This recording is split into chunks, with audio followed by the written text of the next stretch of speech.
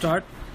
The Hoover Commission was appointed to study contemporary modern trends in the USA, and it observed as far back as 1933 that films had injurious influence on the minds of the young.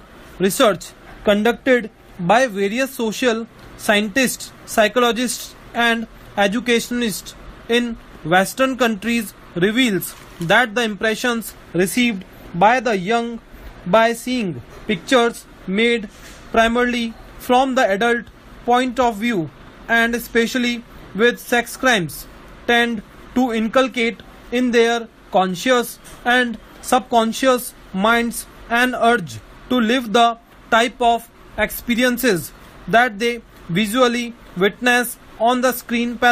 In our country, sir, similar efforts have been made to prepare films suitable for children. The Cultural Film Society, a voluntary organization in Delhi, was started in 2002 for showing foreign films in Delhi and to focus the attention of the government and of the people on the need for special films for children and also their value. This society, I must say here, thanks to the keen interest evinced by our Honorable Minister and the support given by the Government of India, established a Children's Film Society in 1955. I take this opportunity to congratulate the Honorable Minister on the good seed he had been instrumental in sowing in this direction, because the Children's Film Society is progressing from strength to strength. It only requires more and more support in order to release suitable films for children. I need not go into details. I shall mention only the main objectives.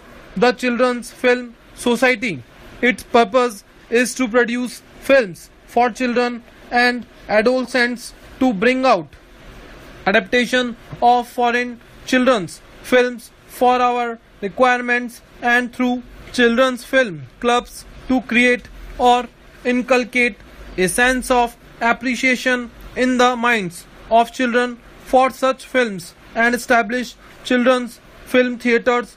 The Children's Film Society, sir, has taken a great deal of interest in this work. Many films have been produced and adaptations made. Finally, sir, may I appeal to this house that in the interest of our younger generation and sound education, and to build a happy and healthy nation, a special classification of children's films should be made. This positive approach should be made instead of merely a negative one of including children's films in the universal category. In order to promote this separate classification, I feel that sufficient direction should go from the so-called film censors. We should have highly qualified people as censors, and they should give proper direction in regard to the type of films that should be produced for the children of our country. Full stop.